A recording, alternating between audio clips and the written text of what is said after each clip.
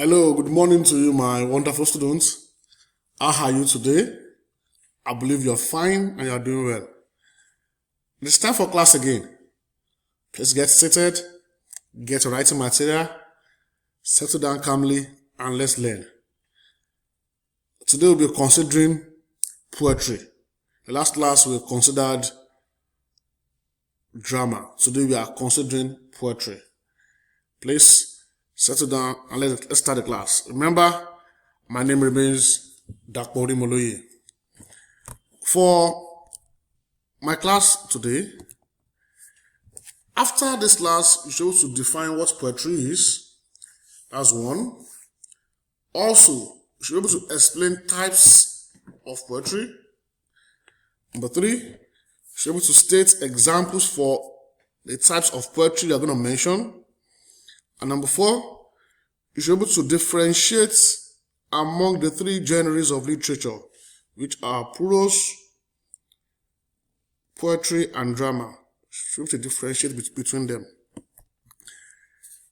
Last class I gave out this assignment. I told you to state the meaning of the following concepts in drama, comedy. Comedy, I said, lighter tone with ordinary writers and it has happy conclusion. Then tragedy is that one that has a serious subject matter, which include human suffering, corresponding terrible events in a dignified manner. Then for melodrama, I said, is an extravagant drama which appeals to the sense of the audience using music. Then musical drama on its own tells story through dance. People act and dialogue through dance. That's musical drama. And the last one is tragic comedy, which consists of the elements of tragedy and comedy. It is tragedy that ends happily. I believe you are more familiar with this concept now. Yeah. And last class, I said drama is that work of art that is written in act and scene form. Most times it can be fiction or non-fiction. And every drama is meant to be presented on stage. When it is presented on stage, it becomes a play. It becomes a play when presented on stage. And I said, the writer of every drama work is called a playwright or a dramatist. A playwright or a dramatist. And I spoke about these types. Thank God I've explained them in the previous slides. I spoke about comedy, which is that part of drama that has a less serious subject matter. The subject matter is not tense, it's not serious. This has a serious and tense subject matter where terrible things are discussed and portrayed in a dignified manner. This is a tragedy that ends happily. I said this combines the elements of tragedy and what? And comedy. This has to do with telling stories, drama in music form. And this is drama in dance form. When you tell, you act and dialogue using dance. Then first is when actions in a play are exaggerated for laughter effect.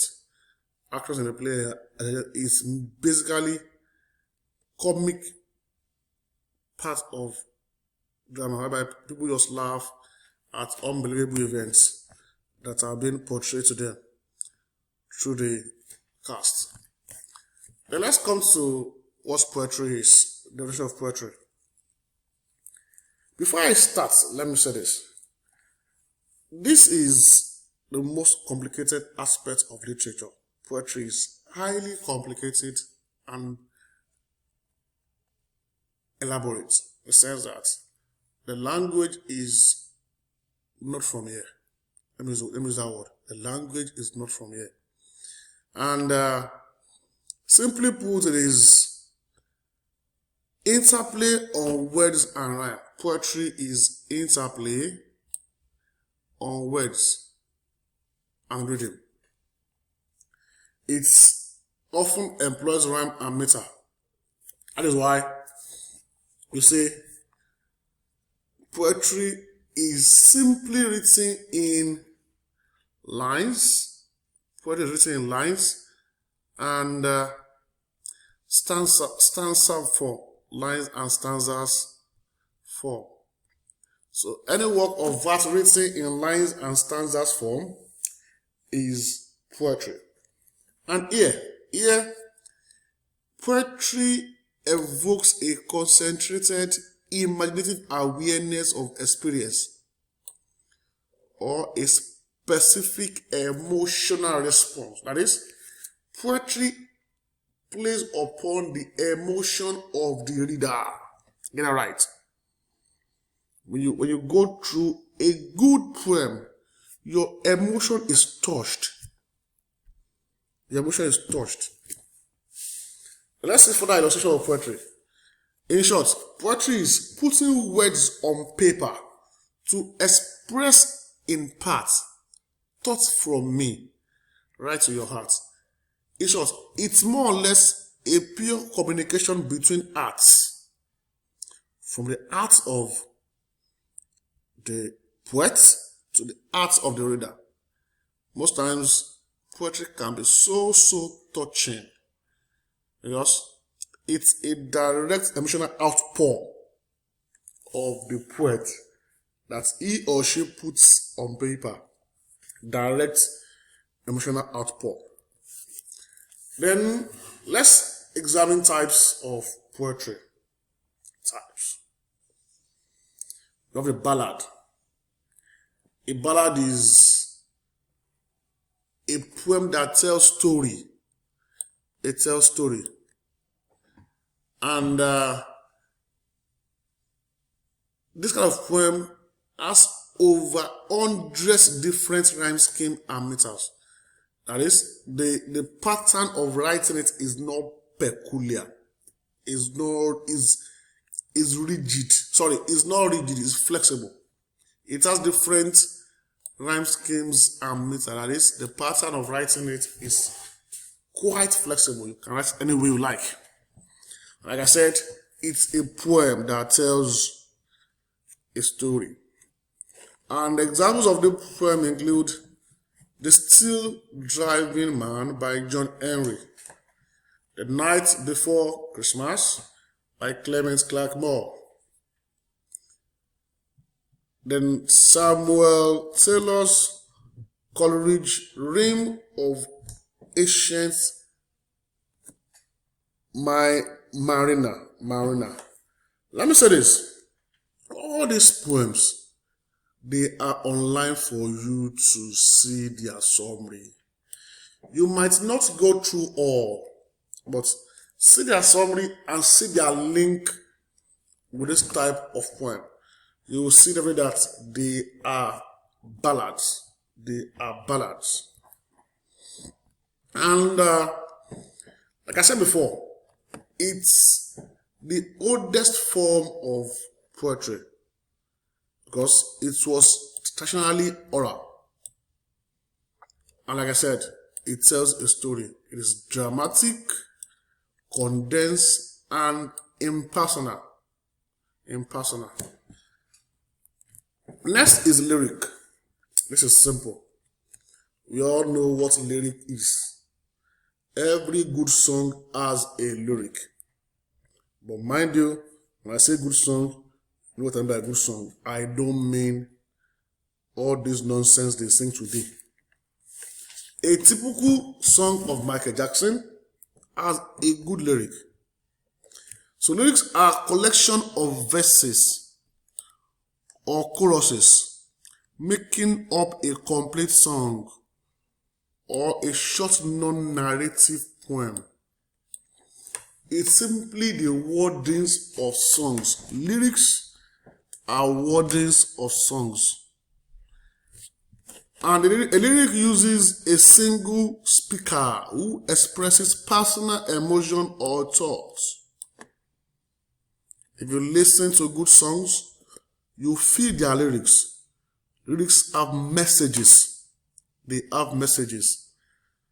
But when you listen to the nonsense people sing today, you see, it's just beats and shouting, no message. But every good song has a powerful lyric that is meant to communicate to the listener. In short, all good songs have lyrics which can be classified under this type of poetry. And we have examples here. We have My Last Duchess by Robert Browning, Oh Captain, My Captain by Walt Whitman, Go Lovely Rose by Edmund Waller. I want to say this, like I said before, try and lay your hands on this summary and go through them. Lay your hands on their summary and go through them. And also, lyric is from a Latin word. So the Latin word here, and it's a type of poem which conveys intense feelings or profound thoughts. Lyrics are always expressive. Express your mind through song, powerful words joined together to make music. Let me put it that way. Powerful words joined together to make music. And let me see this nice quote, which we must not overlook. Poetry is when an emotion found thoughts.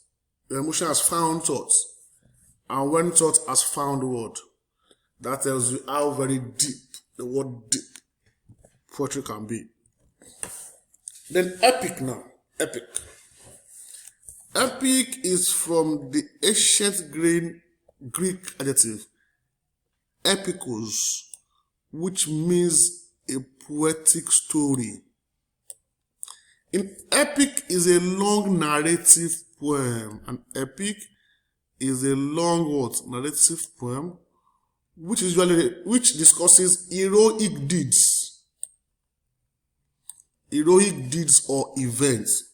Epic discusses heroic deeds or events. It narrates heroic deeds or events. And we can see from the examples here, heroic deeds or events are narrated. It is the epic of Gilgamesh. This was even before Christ was born, before Christ.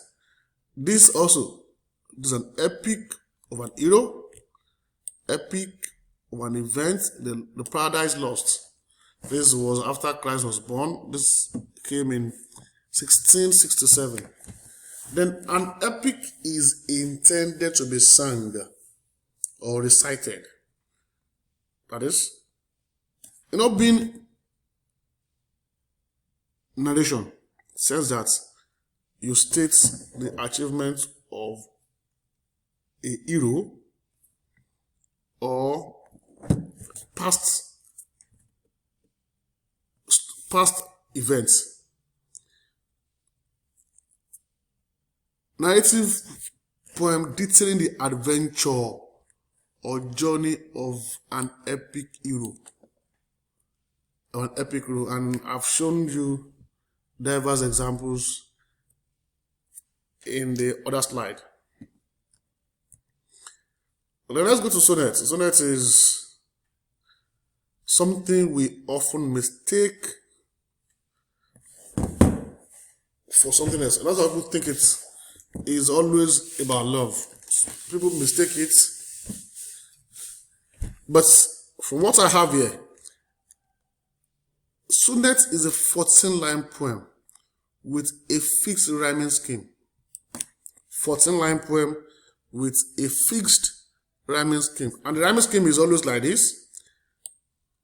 4 sets of stressed syllable followed by five set of stress syllable followed by stress syllable for 10 syllables line.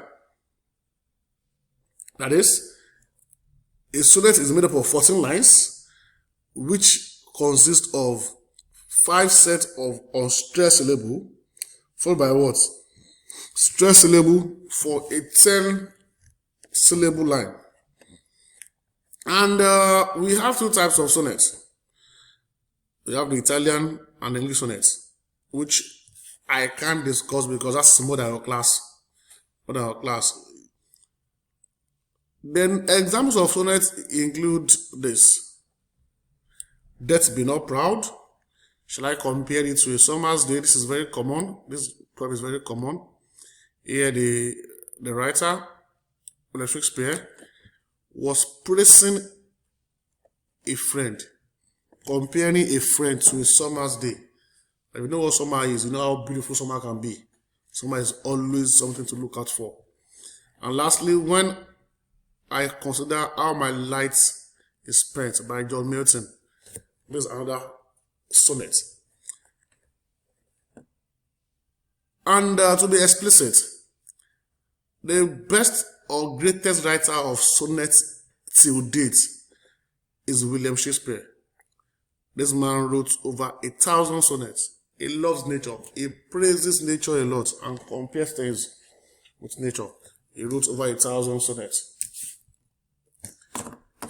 I said the sonnet is lyric poem with 14 lines. So that means a sonnet can come in form of a song. That's the meaning of this. But mind you, there's the key word here, 14 lines. 14 lines. And I told you we have the English sonnet and the Italian sonnet because this is English class and because this is an English environment, we discuss this only. I said it's written in iron boss meter. I once told you, written in iron boss meter with control of stress and stress syllable. And the component is always 3 quatrain and a couplet at the end. A couplet. A quatrain is what? 4 lines. 4 lines. A quatrain is 4 lines. So 4 lines, that will make 12 with a couplet at the end. That will make up 14. So try and note the composition. 3 quatrains and a couplet. Then it's always a mind burst of the writer, of the poet. It's always a mind burst of the poet. Then epic. I think I've discussed epic before now. This must be a mistake. I've discussed epic before now. Then elegy. Elegy. Elegy is a form of literature. In short, it is a poem for the dead. Let me call it that way. It is a poem rendered to mourn people. It's rendered to mourn people. Like I said here, it laments the death of an individual. It laments the death of an individual. Then we have examples of elegy. We have elegy written by Thomas Gray. The title is Elegy Written in a Country Churchyard. When Lilac Last in the Dooryard Bloom by Walt Whitman. In memory of Y.B. W.B. Yeats. You can even see from the title that it's going to discuss something emotional. The death of someone. Then, like I said, it is written in response to the death of a person or a group. Mostly oratory, like you express it, you play on people's emotion when it is well expressed. When it is well expressed. The other part is dirge. Dirge is a song. Mind you, elegy is a poem for the dead. While dirge is a song to lament the death of someone. Elegy is a poem, song, dirge is what? Is a song. It is sang. They sang. And from what you have here, the following are examples of elegy. So the example of dirge that we have. Mind you, I said this is poem for the dead. For the dead. Then this is song for the dead. Try and note their differences. Then you can see musical notes here already. This shows that it's meant to be sung. It's meant to be sung. Then in conclusion, poetry is written in lines and stanza. I told you that before. Written in lines and stanza.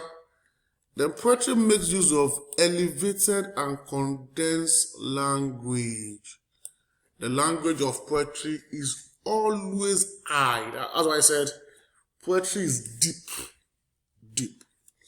Then poetry plays upon your feelings. I told you it involves evocation of emotion. You don't go through a good poem and not feel it. You feel it when you go through a good poem. It leaves a message in your heart. And lastly, poetry is when your thought finds expression.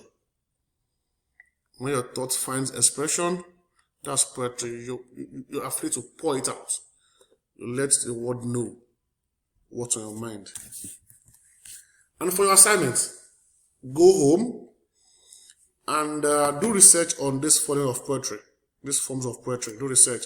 Ballad, ode, lyrics, dirge, and lullaby. Work on them. Do research on them and explain them for me against next class. Try and work on these reference materials. They are very rich.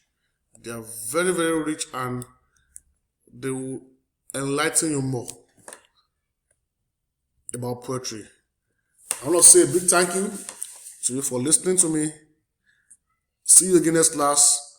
Before then, don't forget to do research on your own about this topic. Stay blessed. God bless you. I love you all.